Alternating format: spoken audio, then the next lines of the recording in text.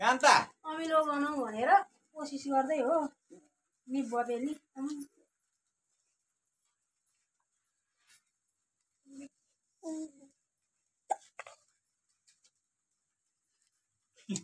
पानी पर्ने भयो अनि के काम लाग्यो हुँदैन पानी पऱ्यो भने पानी पर्छ नि त त्यहाँ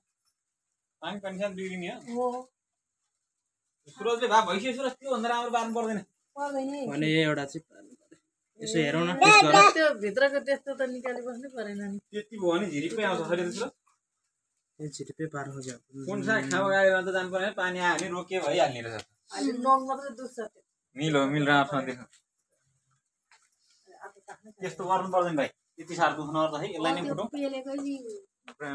अब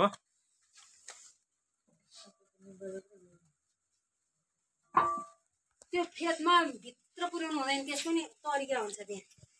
भने त्यो पेलिन सजिलो हुँदैन तल पानी चुहिएपछि त्यो यता फेरि भरेर यता होला त्यो पनि हेर्नु आयो किन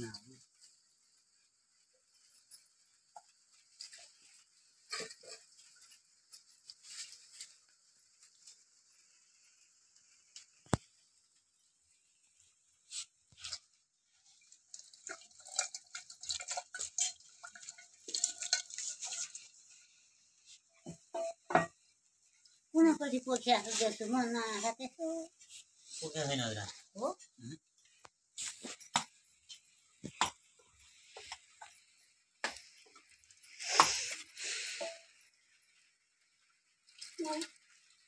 अलिअलि त त्यो